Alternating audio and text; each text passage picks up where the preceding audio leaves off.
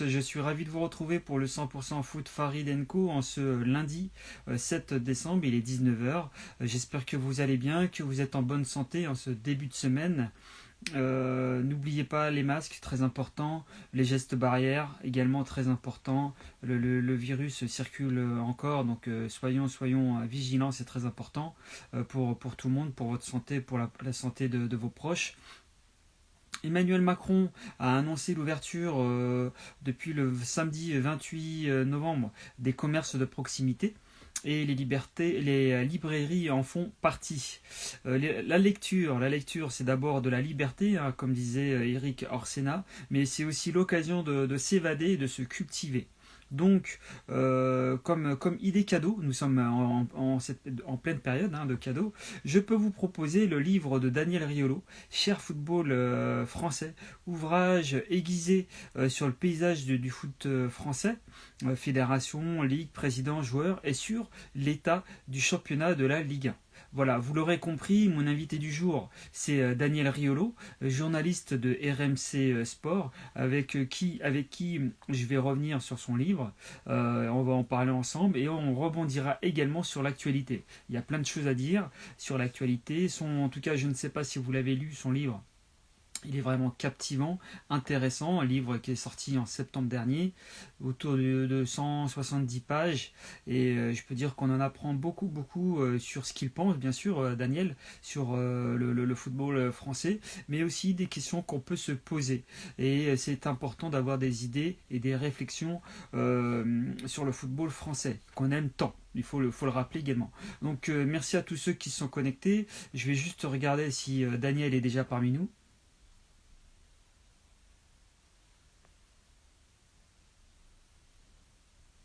Non, pas encore. Donc on va attendre juste que Daniel nous rejoigne et on lancera de suite le live avec lui.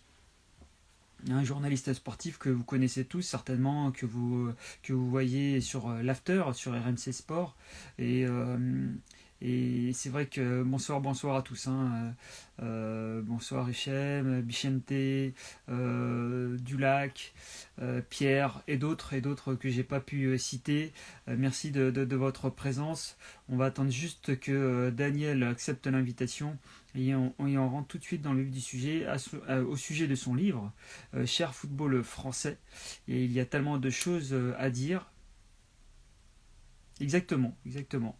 Ce que j'ai dit juste avant, le livre, je le conseille également. Et c'est une bonne idée cadeau en cette période de fête. Vous pouvez bien sûr le commander sur les différents sites. Bonjour Laurent, bonjour Théo. Voilà, merci d'être présent. On attend juste que Daniel nous rejoigne.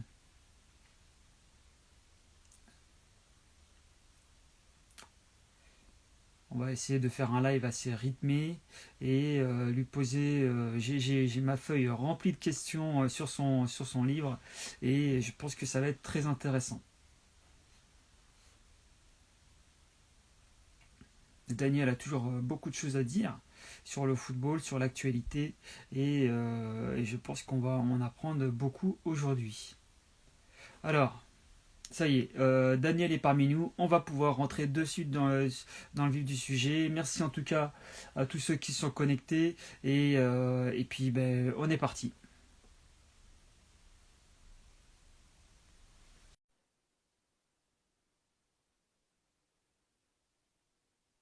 Ah ouais, connexion.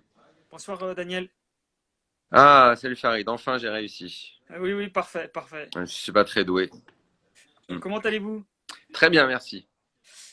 Donc, Daniel, moi j'ai lu chaque page de votre livre, le dernier, Un cher football français, et c'était vraiment captivant. Donc, j'ai un certain nombre de questions à vous poser là-dessus, et on rebondira comme on peut sur l'actualité. Ça a été martelé durant la crise sanitaire, hein, le sport n'est pas prioritaire en France, c'est une sous-discipline contrairement à l'Allemagne, par exemple, et vous êtes d'accord avec moi que ça va pas changer, ça risque pas de changer. Non, ça en prend pas tellement. Je vois pas en fait pourquoi ça changerait. parce que c'est quelque chose qui est assez culturel au fond chez nous. Donc il n'y a pas de raison réelle là. Et puis en même temps, vous savez, quand on donne le bâton pour se faire battre et qu'on contribue à pas donner une très très bonne image de ce qu'on fait, on n'est pas réellement aidé. Et quand on décide de mal décider justement et d'arrêter la saison, qu'on met en difficulté financière les clubs, quand quelques mois plus tard on reprend un petit peu de façon bizarre, qui est en train de cramer un peu nos joueurs, et puis que derrière, et là c'est le pompon total, on signe un contrat avec une entreprise qui paye pas, Oui, bah là ça va pas contribuer à augmenter l'image du sport en général et du foot en particulier, quand même le c'est sport vrai. le plus populaire en France, donc c'est une sorte de symbole. Ouais. Exact. Ouais, c'est vrai. Et comme vous dites, on a pu le remarquer hein, lors du premier confinement, une cacophonie, tension. On a pu remarquer une unité de façade entre présidents de clubs après l'arrêt des championnats. Et pourtant, pas loin d'ici, l'Angleterre, là-bas, c'est la rivalité sur le terrain, mais l'union en dehors pour progresser et prospérer. Hein, ce sont vos termes. Donc, finalement, en France, on fait tout l'inverse. Ah oui, oui, oui, Et on le fait bien. et ouais, c'est ce que j'allais dire, oui. Oui, oui, ça c'est quelque chose qu'on n'a jamais réussi à corriger.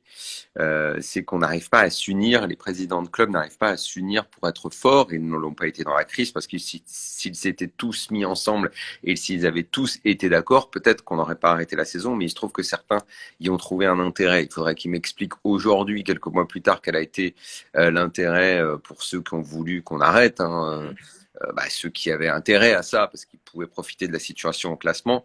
Je suis pas sûr que ça leur apportera quoi que ce soit à l'OM, à Rennes, à Reims, à Nice, ces équipes qui voulaient pas reprendre parce que finalement la place en Coupe d'Europe était là. Je suis pas sûr que ça va leur apporter grand chose au final. Exactement. Bref, effectivement, on a du mal à avoir une attitude commune. Finalement, ils se sont tous mis d'accord pour signer avec Mediapro. Alors c'est paradoxal parce qu'on on a envie de dire, quand vous mettez pas d'accord, c'est une catastrophe. Quand vous mettez d'accord, c'est encore pire. Il Exactement. faudrait peut-être simplement qu'une majorité d'entre eux soient compétents. Là, aujourd'hui, on commence en plus à voir, et la situation financière est telle que je m'attendais à ce que ça arrive petit à petit. Et finalement, c'est presque difficile de le blâmer. Mais voilà, c'est le premier qui commence à dire oui, mais le prochain appel d'offres, peut-être que on devrait augmenter la part de ceux qui finalement rapportent plus. Donc il y a un peu moins l'idée égalitaire qu'il y a dans la répartition des droits normalement. Certains commencent à vouloir changer un petit peu ça. Je ne sais pas où ça va se terminer cette histoire, mais il serait bon très rapidement, parce que c'est vraiment le sujet du moment, très rapidement qu'on trouve pas un accord, mais qu'on trouve les modalités pour rompre définitivement l'accord de Mediapro et qu'on aille se remarier avec Canal et autres associés éventuels, enfin des gens qui payent, pour que rapidement on puisse revoir la Ligue 1, parce qu'il y a un vrai sujet aujourd'hui, c'est que la Ligue 1 cette année, cette saison, c'est pas mal, dans le sens où il y a un vrai suspense. Ah, pour l'instant. Ouais, que les grosses équipes sont en haut, que Paris, Lille sont peut-être devant, mais que derrière, on pourrait avoir une sorte de finale pour le podium, en tout cas finale de course qui est en train de Oui. se passer entre Lyon, Marseille et Marseille. Lyon, Mm. que Monaco va chercher à être l'outsider de cette course-là. Je trouve qu'il y a des choses qui sont assez intéressantes. Là, on va oublier, parce que de toute façon, chaque année, il faut oublier les performances en Coupe d'Europe. Donc l'OM va se faire sortir sagement. Rennes, c'est fini. Voilà. Et ces deux clubs vont pouvoir Lyon n'y est pas, donc ils vont pouvoir se consacrer au championnat. C'est vrai. On va avoir quand même des clubs, Lyon, Marseille, je ne sais pas s'il faut encore compter Rennes, mais en tout cas Monaco, qui ne vont avoir que le championnat à jouer. On risque de s'ennuyer la semaine, mais en tout cas le week-end, s'ils pouvaient se tirer la bourse, ce serait intéressant pour nous. Sauf que je reviens à ce que je disais, on a un souci, c'est qu'on ne le voit pas. Alors Oui. c'est streaming, les IPTV, toutes ces choses-là sont en train d'exploser, mais néanmoins, le foot, la Ligue 1 est en train de manquer d'une exposition terrible. Ça peut occasionner, en plus avec toutes les images, avec tous les problèmes qu'on a justement du fait de la mauvaise image due au mauvais contrat avec Mediapro, ça Mhm. peut pousser les gens à se détourner un petit peu du foot. Et d'ailleurs, les audiences sont en baisse. Donc il faut faire attention à tout ça. Il faut vraiment que la Ligue et les présidents et le président de la Ligue resserrent bien les boulons. Là, pour le coup, ils peuvent nous vendre. D'habitude, ils nous l'ont souvent vendu à tort, la Ligue 1. Ils peuvent nous dire, regardez, là, c'est quand même pas mal. Bon, les gens vont pas aller s'abonner. Là, clairement, Mediapro, plus personne va s'abonner à cette chaîne. On sait que maintenant, c'est des bandits. Donc, rapidement sortir de ça pour qu'au moins, en 2021, mais dès la reprise, donc au moins pour une bonne grosse deuxième partie de saison, la Ligue 1 redevienne visible à tous et qu'on puisse en profiter quoi, de ce qu'elle a à nous offrir. Et il est possible que cette année, elle ait des trucs pas mal à nous offrir. Exactement, c'est vrai, c'est vrai. Mm. Et c'est vrai que là, il y a eu un homme fort aussi qui est apparu ou réapparu dans le monde du football, c'est Vincent Labrune, président délégué de l'Olympique de Marseille, élu président de la LFP pour pacifier peut-être les relations entre les différentes familles du foot français. Bon, on s'attendait, et moi le premier, je m'en cache pas, à Michel Denisot. On peut dire quand même que pour Monsieur Labrune, son bilan est mitigé hein, du côté de l'OM. 6 coachs, un seul trophée, des tensions avec Deschamps et Anigo. Est-ce un président pantin? Non, non, non, non, je pense. Bah alors, là, on va l'attendre parce que là, c'est maintenant. Il est arrivé et immédiatement, on peut dire il y a du lourd sur son bureau. Oui, Les dossiers pèsent et c'est là qu'on l'attend. C'est dans la résolution et le plus vite possible de ce dossier. On a mis la pression aux gens qui étaient là avant pour atteindre le milliard. On les avait même menacés de les virer s'ils n'atteignaient pas le milliard. Ils l'ont atteint, mais malheureusement avec des gens qui n'ont pas d'oseille. oui, c'est Et ils ça. sont tous responsables de ça. Maintenant, le nouveau président de la Ligue, il faut qu'il trouve une solution très vite. C'est-à-dire qu'il faut qu'il casse le contrat Oui, et qu'il s'engage avec d'autres. Et c'est là qu'on l'attend. Donc avant de porter jugement sur la mission La Brune, il faut qu'il bosse là et il faut que rapidement il trouve une solution. exactement. D'ici là, dire il est pantin, pas pantin et tout, là ça sert à rien. Il faut le laisser bosser et qu'il le fasse très vite en tout cas. Exactement. Exactement. Il y a également, c'est pas pour tout de suite, mais bientôt quand même, hein, 2021, c'est presque demain, les élections de la Fédération française de football, avec Noël Le Graët, comme vous dites, arrivé aux responsabilités du football par hasard, âgé de 78 ans. On ne sait pas encore s'il va se représenter ou pas pour un nouveau mandat. Moi, je pense qu'il va y aller, moi. Je pense qu'il va y aller parce que pour l'instant, il n'y a pas d'autres candidatures. Je pense qu'il est en train de prendre tout le monde, enfin ceux qui ont envie d'être pris pour des idiots seront pris pour des idiots avec son petit sketch, genre je sais pas si je vais y aller, machin. Il est en train de mettre toute la poussière sous le tapis là, de toutes les affaires à la Fédé, parce qu'il y en a quand même un paquet. Et puis s'il n'a pas vraiment de concurrence, bah, il va dire j'y vais. Mais moi, je Il est peux possible peut-être d'être vous comme en proposer une concurrence. ouais. Celle de la liste de Luis Fernandez, constituée d'anciens Ouais, mais bleus. pour l'instant, c'est pas clair, enfin, et tout ça. On ne sait pas. Louis, il dit on y va et tout, mais il y a qui sur cette liste? Toi, Michel Moulin, il dit aussi liste et tout, mais elle est parfois un peu fantaisiste quand même, cette liste. Il y a des noms, on a l'impression qu'il a pris une longue et il a mis sur une liste tous ses amis. Mais vous voulez faire quoi en fait? C'est ça que je sais pas. Euh, je- je- s'il est, s'il gagne les élections à la Ligue de Paris, je pense que Jamel Sanjak aura envie d'aller voir plus haut. On va attendre parce que je crois que c'est le 19 décembre. Oui, tout à fait. Euh, De Paris, oui. S'il est élu, je veux voir s'il est capable de rassembler derrière lui et ce qu'il est capable de faire. Et on écoutera à ce moment-là son projet. Lui a une vraie expérience parce que ça fait des années maintenant qu'il dirige la Ligue de Paris et c'est quand même la plus grosse ligue en France. Oui, exactement. Donc avec énormément de licenciés, c'est de là que viennent beaucoup des joueurs. Enfin bon, ce sera pas le même travail, mais c'est quelqu'un que j'ai au minimum envie d'entendre sur ce qu'il a envie de faire. Et surtout, je veux tellement qu'on tourne la page Le Gret que je suis prêt à entendre à peu près tout le monde. Voilà. D'accord. Ouais, il y a quelqu'un qui nous demande, qui nous dit que Platini peut-il devenir président de la 3F? Mais je pense qu'il n'en a pas envie. Je pense qu'il est empêtré dans ses affaires dont il n'arrive pas à se sortir. Tout ça est un sketch ignoble. Et je pense qu'il finira par s'en sortir parce qu'au fond, on sait très bien ce qu'il y a eu et on sait très bien qu'il n'a pas tapé dans la caisse parce que c'est ça finalement le plus important. Exactement. Ouais, on lui Et reproche. Platini n'a pas tapé dans la caisse, qu'il y a eu de la négligence sur son contrat non écrit et qu'il ait voulu croire à la main tendue de Blatter. Bon, bah ok, c'est peut-être de la négligence, mais Platini a toujours fonctionné comme ça. Mais en tout cas, il n'a volé personne et il a toujours très bien travaillé quand il était à l'UEFA. il est tombé dans le piège de la politique et malheureusement, il n'arrive pas à s'en sortir. La 3F, je pense que c'est un peu petit pour lui. D'accord. Et je ne sais pas s'il a réellement envie de… De toute façon, tant qu'il n'aura pas réglé ses problèmes, il ne va pas revenir et ça ne pourra pas se faire pour l'élection prochaine, malheureusement. Une petite question quand même pour la Ligue de Paris. Vous pensez-vous que Saint-Jacques va être réélu pour une troisième fois, pour un troisième mandat?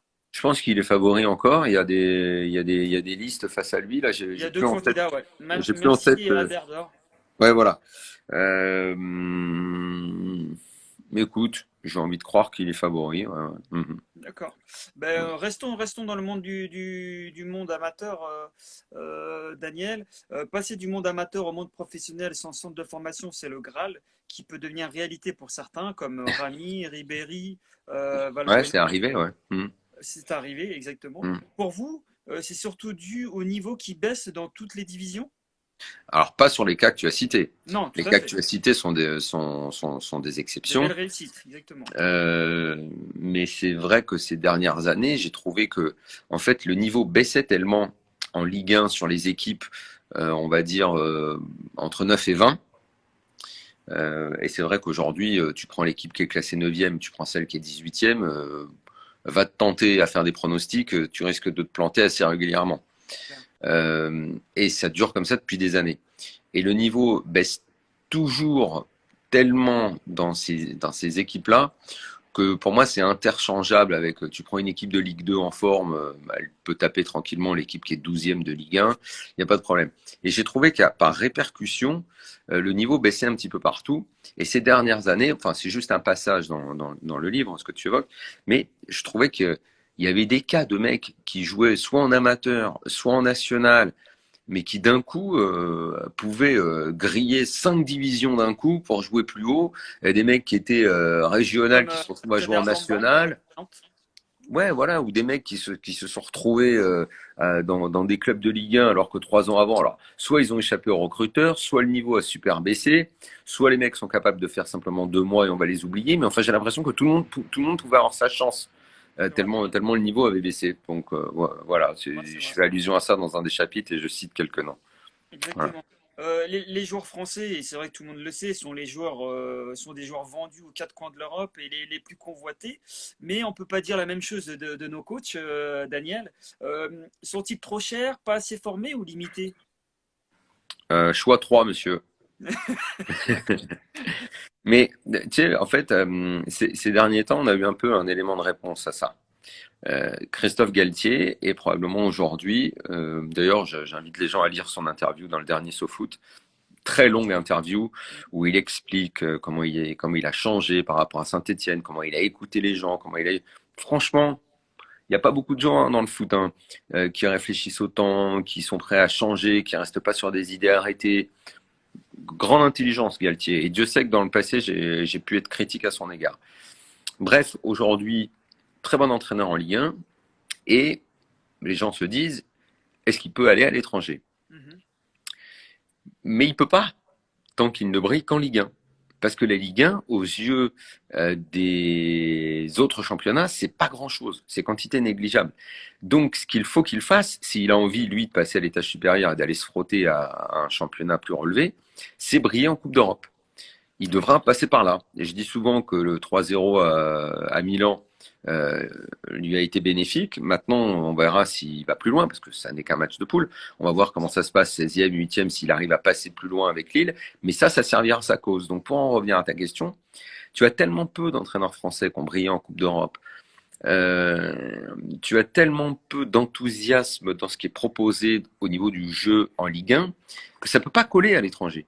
C'est Et vrai. c'est pour ça qu'il y en a aussi peu qui y vont ces dernières années. Puel a tenté, bon, on peut pas dire qu'il ait fréquenté des grands clubs et que ça ait beaucoup fonctionné. Lui s'est enrichi en allant à Mhm. l'étranger. Quand tu lis ses interviews et tout, elles sont excellentes et tu sens qu'il Exactement. a beaucoup Dans évolué, son tout foot ça. également, d'ailleurs. Exactement. Mais on peut pas dire qu'il ait beaucoup de facilité à mettre en pratique sur le terrain ce qu'il dit. Donc finalement, il y a très peu de possibilités. Blanc a entraîné le Paris Saint-Germain. Il a quand même pendant 3 ans gagné tout ce qu'il pouvait gagner au niveau Exactement. national. Sauf que, bah, au niveau de la Champions League, j'imagine que les observateurs étrangers, comme moi, puisqu'on me disait que j'étais le seul à me critiquer et que j'étais beaucoup trop dur avec lui, les observateurs à l'étranger ont dû penser que finalement ce qu'il avait fait, parce que tout le monde disait ouais, il a tout gagné en Ligue 1, comment vous pouvez dire ça, machin. Ouais, ok, mais gagner en Ligue 1, ça veut dire quoi? Eh ben, je pense que tous les observateurs à l'étranger ont dû penser la même chose que moi, c'est que c'était quand même que dalle de gagner la Ligue 1 quand on a cet effectif au PSG. Et après, bah, en Coupe d'Europe, on peut pas dire qu'il ait montré des choses extraordinaires dans la gestion des matchs importants. Finalement, quand il a quitté le PSG, bien, personne ne l'a demandé. Et aujourd'hui, on en est à se demander est-ce qu'il va aller à Nice, est-ce qu'il va aller à Nantes. Franchement, C'est le vrai, mec, il se voyait à Manchester United à un moment. c'est vrai, Une exactement. Bah, petite c'est différence encore quand même possible, là. hein, peut-être pour l'année Voilà. prochaine. Non, mais les mecs en France, on chiait sur Emery. Ok, Emery, certes, le PSG lui a fait du tort parce qu'après Arsenal, ça n'a pas non plus été fringant, même s'il a quand même fait une finale d'Europa League. Oui, Mais bon, il a retrouvé un club avec qui ça se passe très bien en Espagne.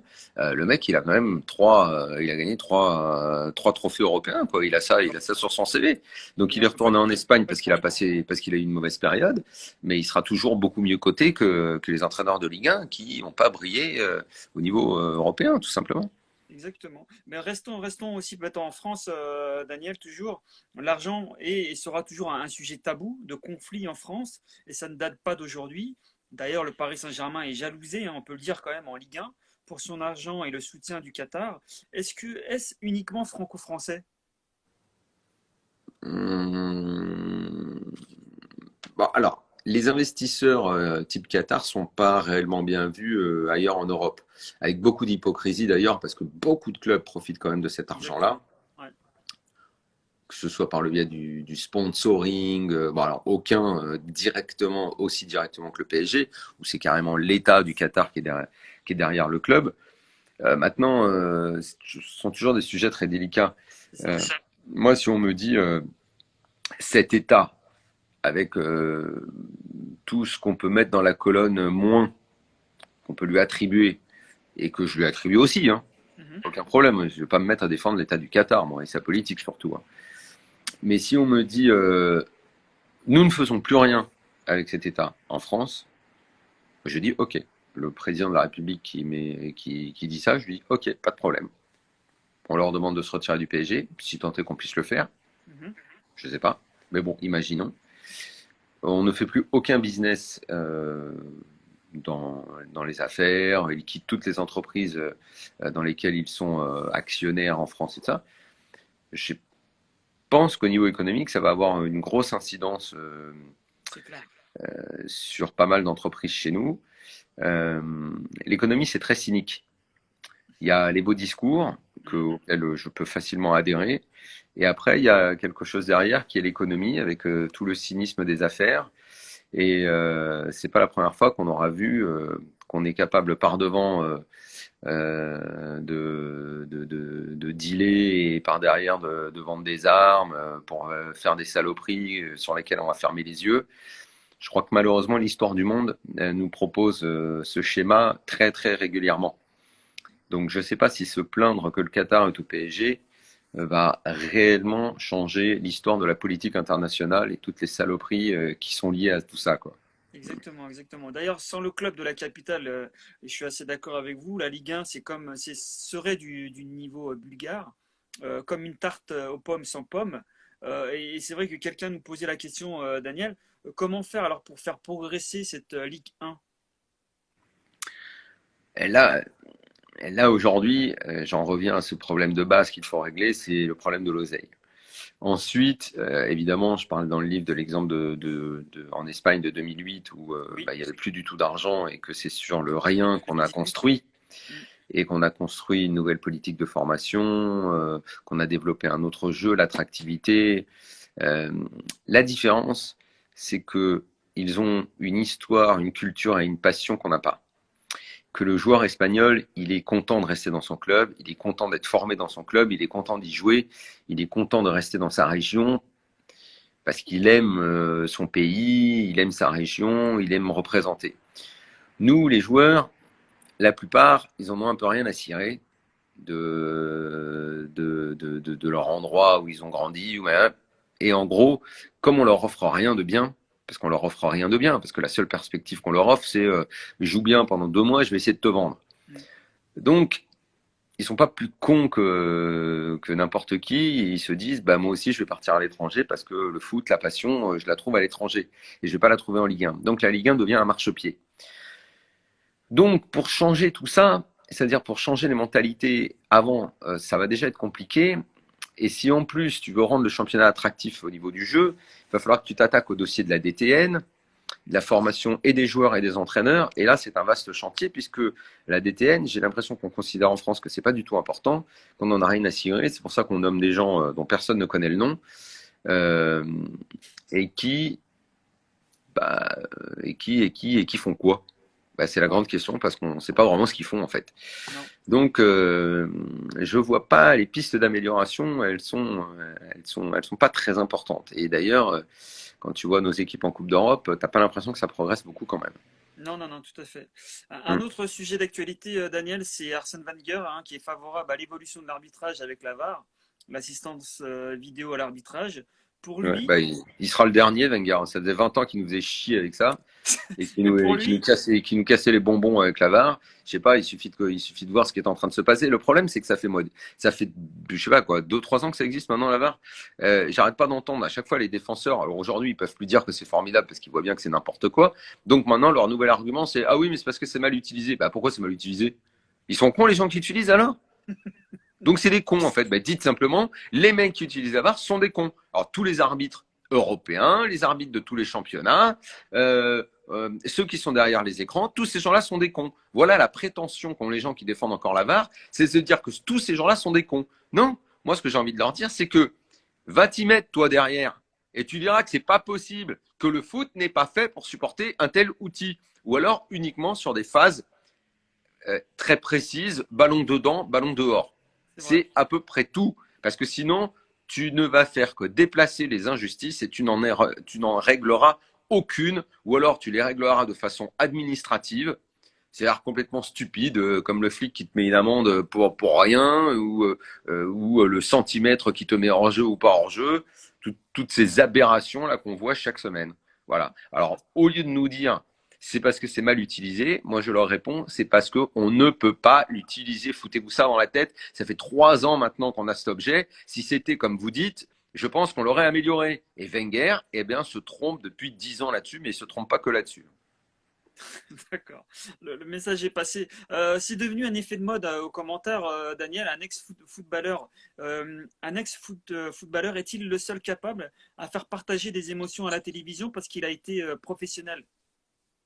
Ah ouais, non, ça, tu sais, je ressors toujours la phrase de Saki là-dessus. Il n'y a pas besoin d'avoir été cheval pour être jockey.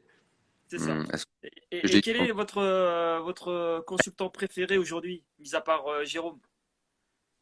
Mon consultant préféré, bah, je vais pas dire, je dis pas un mec de chez nous parce que si je dis un mec de chez Non. nous, on va me dire que c'est des amis parce que les mecs de chez nous sont tous des amis. Bah, je veux pas être très original, je veux dire que c'est Habib. Oui, c'est pas faux, c'est vrai. Ah, Écrire, c'est déjà agir, comme disait l'écrivain français François Mauriac. Écrire, c'était votre devoir, c'était contribuer aux réflexions sur le football français, Daniel? et Dieu sait que j'ai traîné et que je voulais plus vraiment écrire. Mais je l'ai pas pris comme un devoir. Je l'ai pris comme quelque chose que j'avais envie de faire. Et ça me plaisait. J'y vais toujours un peu à reculons parce que c'est dur de rester assis des heures à écrire et tout. Mais paradoxalement, je suis très content de ce livre et c'est peut-être celui que j'ai fait le plus facilement. Donc finalement, la sincérité. Voilà. C'est En tout cas, je voilà. vois, il y a pas mal de messages et je vois que les gens sont d'accord avec moi sur Habib.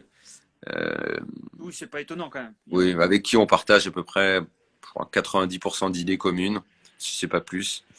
Donc, Il est bon, Habib. ouais, ouais, ouais. Deux petites choses encore, Daniel. Regrettez-vous votre sortie sur la copine de Neymar? Mais, mais c'est ouais, bah, à partir du moment où on considère que c'est une sale blague, eh ben, c'est une sale blague. Alors, c'est une blague, c'est une blague. Enfin, franchement, des blagues foireuses, tout le monde en fait des blagues foireuses, non? Donc, évidemment, ouais, ouais, bah oui, oui, j'ai même oublié cette histoire. Ça fait 2 ans Ok, maintenant. alors Hein. on oublie Daniel. Et Oh, je sais qu'il y a eu pas mal de questions là-dessus. Et ça a fait un peu le tour, hein, sur les médias la semaine dernière, oui, je crois. Et vous en avez parlé. Vous croyez vraiment à Messi au Paris Saint-Germain la saison prochaine? ouais, Ouais, ouais, je crois que le PSG fera tout pour. Après, c'est toujours pareil. Moi, je dis ça la semaine dernière. Ça fait un buzz incroyable partout dans le monde. On en parle. Enfin, n'importe quelle personne qui suit le football sait qu'en matière de transfert, même quand le mec est à l'aéroport, il peut se passer quelque chose. On sait toujours que il peut se passer un dernier coup de fil, que les choses peuvent évoluer, que dans les 6 mois qui viennent, il peut se fâcher avec un tel, que le club peut avoir des difficultés. Voilà.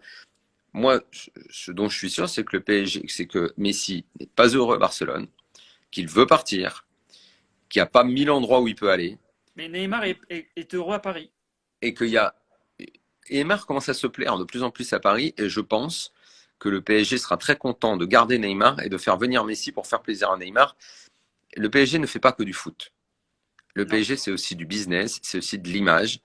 Et associer les deux joueurs, je pense que l'idée plaît beaucoup aux décideurs au PSG. Donc je pense qu'ils feront tout pour. Un dernier point, et vous l'avez dit dans votre livre, un président a intérêt d'être bon et ne pas prendre les gens pour des cons.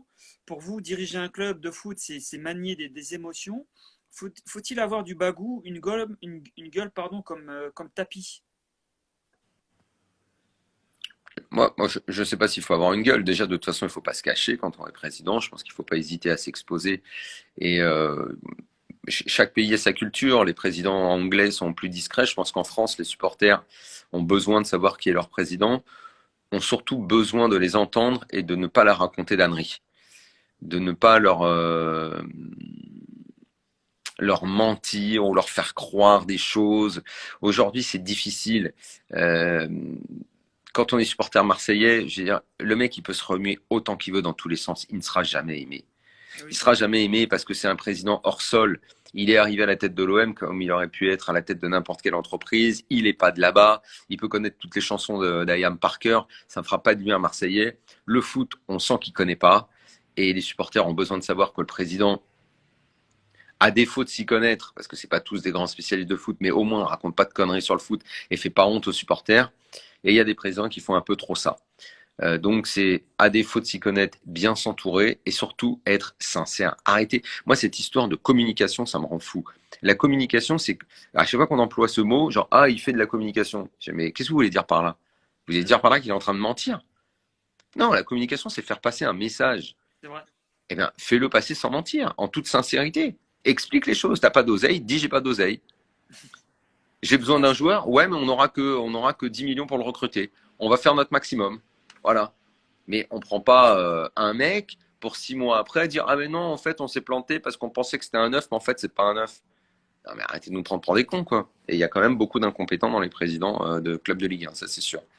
Daniel, au vu de votre réponse sur Messi, Neymar, forcément, se pose la question de Mbappé. Vous pensez que ce trio est possible à Paris? Financièrement ça risque de poser problème et je crois que Mbappé profondément a envie d'aller au Real. C'est Mais dans son... il veut aller au Real, mais doit-il partir pour avoir le Ballon d'Or? Alors, ça, franchement, Farid, je suis désolé, mais moi, cette question, je m'en fous. Si lui est omnibulé par ça, moi, j'ai pas à l'être pour lui, tu vois. D'ac- Moi, je veux pas être omnibulé par le ballon d'or pour lui. Si lui, il pense. En plus, très honnêtement, je crois pas que Mbappé ait le ballon d'or. D'accord. Bah, Et dans les prochaines années, peut-être. écoute, j'en sais rien. D'accord, J'en d'accord. sais Bon, on en rien. parlera. Il y a, il y a une progression qui est bizarre chez ce joueur. Je veux pas, tu vois, j'observe, je le regarde et tout. En ce moment, j'en parle pas beaucoup de Mbappé. Et Ouais. souvent, les gens me disent, ouais, tu critiques beaucoup Neymar, tu parles pas trop d'Mbappé. Eh ben, en fait, si je fais ça, c'est parce que en ce moment, je suis en train de le regarder. J'observe un peu comment il évolue, tout ça. J'ai pas envie de me prononcer. Je veux pas dire de bêtises. Je veux, je veux observer. Sa progression, je la trouve bizarre, Mbappé. Je trouve sa progression bizarre. Et si dans sa tête, il a envie d'aller au Real, eh ben, qu'il aille au Real, parce que de toute façon, j'ai toujours dit que je ne veux pas on ne doit jamais forcer un joueur à rester dans un club. Mais donc s'il veut aller au Real, qu'il aille au Real et qu'il progresse là-bas, associé avec Hazard et Benzema en attaque. On verra si Zidane Bah, lui. déjà, Hazard, il faudra qu'il joue, hein. C'est ça. À quelle place il jouera là-bas. Mbappé, c'est une fulgurance incroyable. Le mec, il est déjà champion du monde. Il a déjà mis 100 buts au PSG. C'est, c'est, là comme ça, c'est juste extraordinaire. Mais attention, la suite, je vois pas trop en fait en ce moment comment il progresse et tout. Il est en train de se centrer sur des choses très très individuelles et en pensant un peu moins à l'équipe. Donc peut-être qu'aller au Real, ça le libérera et qu'il explosera encore plus, quoi. Je sais pas.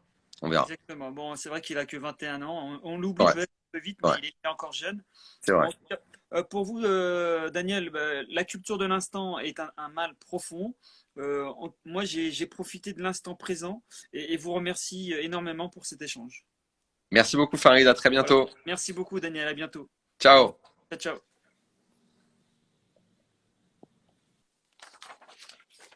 Voilà, c'est terminé avec Daniel. Comme vous avez dû vous rendre compte, Daniel a été transparent, a répondu à toutes les questions. J'espère que vous avez aimé ce live. J'ai essayé de relayer au mieux vos questions pour la plupart. Elles étaient parfois un peu similaires les unes des autres. Voilà, surtout n'oubliez pas d'aller lire ou acheter son livre. Cher football français, c'est vraiment captivant en cette période de fête ou de cadeaux. Ne l'oubliez pas. Euh, il y a des impératifs. Il fallait faire un format court. Si vous n'avez pas vu le début, vous n'avez pas vu le début, n'hésitez pas à regarder le replay. Il est disponible 24 heures.